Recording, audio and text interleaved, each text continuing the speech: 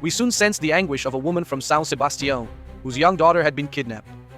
Veronica became very agitated and couldn't wait to get there and solve the situation. We already knew where the girl was being held. Veronica was so restless that she refused to stop and eat. We went straight to the ferry, heading to the woman's house in San Sebastian, which was on the way to the location where the girl was being held captive. When we arrived, a shirtless boy about 9 years old opened the door and immediately, without us asking, said, "My mom's crying because they took my sister." We went inside. His mother was on the floor crying desperately. Veronica hugged her tightly and promised, "Your daughter will be back before nightfall. I promise." The woman calmed down so much that she fell asleep. She hadn't slept in 5 days. We took an Uber willing to drive us down a dirt road to near the hideout. The driver agreed to wait for us to make the return trip. We walked the rest of the way on foot. We arrived at a small farm deep in the woods. We knew Claudinha, the girl, was being held captive there. Veronica called out, "Is anyone home? We need help. Please come out."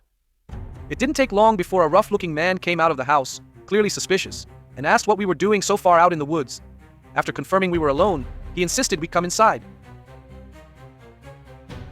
When we hesitated, he pulled a pistol from his pocket and, without pointing it directly at us, said he wanted to talk inside.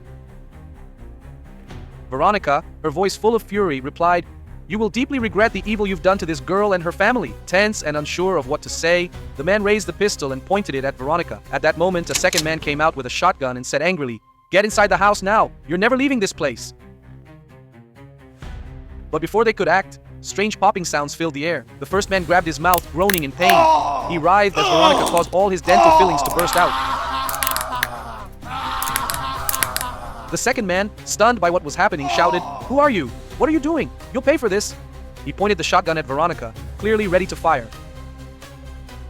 But she said, "You need more light in your life. Why don't you look at the sun?" The man immediately turned his wide eyes to the blazing sun and stared at it, unblinking, for several seconds. I rushed to force him to cover his eyes with his own hands to prevent him from going blind. I shouted, "Stop it, Veronica! Have you forgotten we can't do this?" She screamed at me, furious, overcome by rage. She wanted to punish those men for the suffering they had caused. Both men ended up sprawled on the muddy ground, shaking and drooling as if they were having seizures. Veronica was still extremely angry. If it weren't for my efforts to calm her, I don't know what she might have done to those men. Nothing would have been left of them. She justified herself by saying she was acting in self-defense, but I could see her drive was much more than that.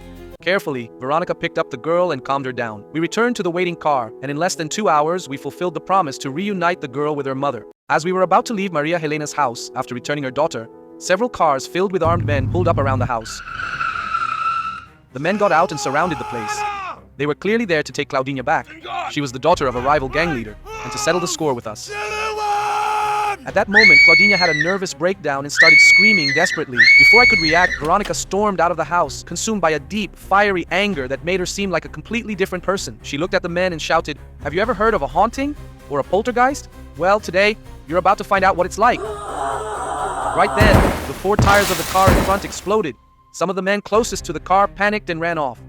The others, who didn't quite understand what was happening yet, stayed, but they were clearly terrified and confused by Veronica's complete lack of fear in the face of their weapons. That's when I realized what Veronica was doing. She was heating up the fuel tanks of their cars. The smell of gasoline was already overwhelming. She was about to blow everything up. I grabbed her, desperate, and begged her not to do it. I asked for 5 minutes to handle the situation and said, "Veronica, you're drawing too much attention. The 9 will come for us. You need to calm down." All of this happened in just a few seconds. I managed to calm her down. She went back inside, sat on the couch, and, with her eyes still burning with fury, said, "Handle this, or I'll turn them all to gas. I'll reduce them to atoms." I knew she was still deeply hurt by the loss of her daughter, Liriel, and seeing Claudinha cry brought all that pain rushing back. As soon as we were inside, Maria Helena's phone rang. It was the gang leader, Zoiudo, the man who had kidnapped Claudinha. Trembling, Maria Helena handed the phone to me.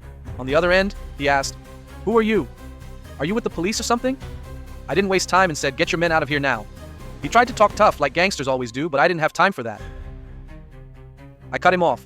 "Your heart rate is now climbing from 100 to 220 beats per minute and rising. If you don't tell your men to leave this place in the next 5 seconds, it will be the last beat of your heart."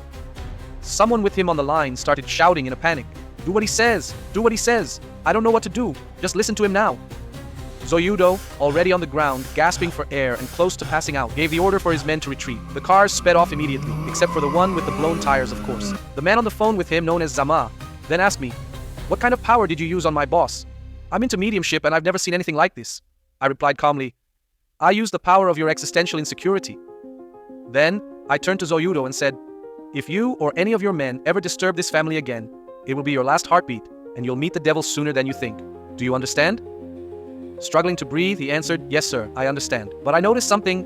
Zama was a disciple of someone very powerful, someone whose psychic structure I couldn't read.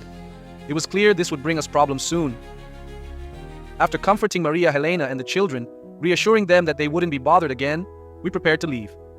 Before we left, the young boy in the house with typical childhood boldness asked, "Are you gods or demons?" I looked at Veronica, who stayed silent but serious, and replied, "It depends. If our drive is to fight bad ideas, we're gods. But if our primary instinct is to destroy people, even bad ones, then we're demons." I knew we couldn't keep going like this. Veronica was losing control, unable to deal with the cruelty of human evil.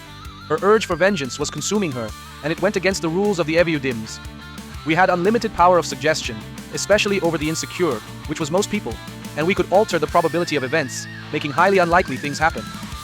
But we were forbidden from interfering with the collective sphere of reality. We could only act within the individual sphere, person to person. With Veronica's actions, it was only a matter of time before we became famous, and that would lead to our destruction. Maybe this life of helping people isn't viable for us. Tomás G. Albuquerque, São Sebastião, September 21st, 2021. Gods or demons, no one knows. Bruxos move where no one